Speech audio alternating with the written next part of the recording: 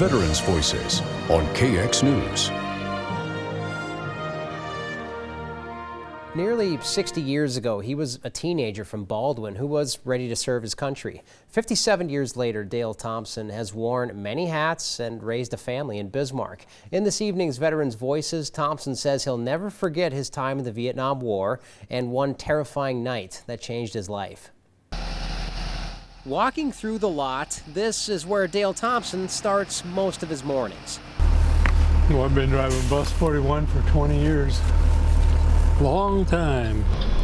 Never one to sit still for long. Morning, Logan. Thomsen considers himself a project guy.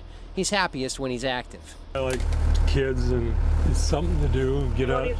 Gets me up out of bed and on the road for the day.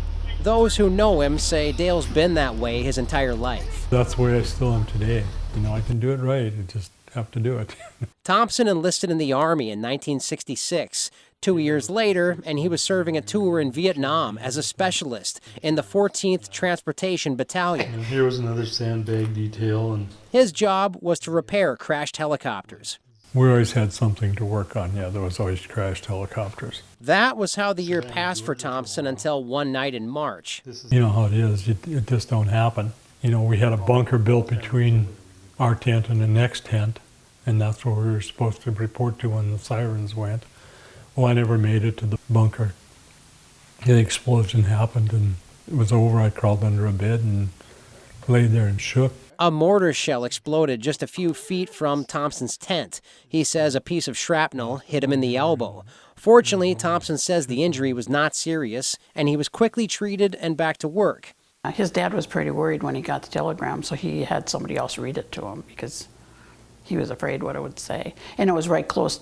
When he got the telegram, it was right close to when his friend Dan had been killed. 1 month later, April 1968, Dale's tour was up and he was headed home to his family. But Thomsen was also awarded a Purple Heart. I wear it with pride.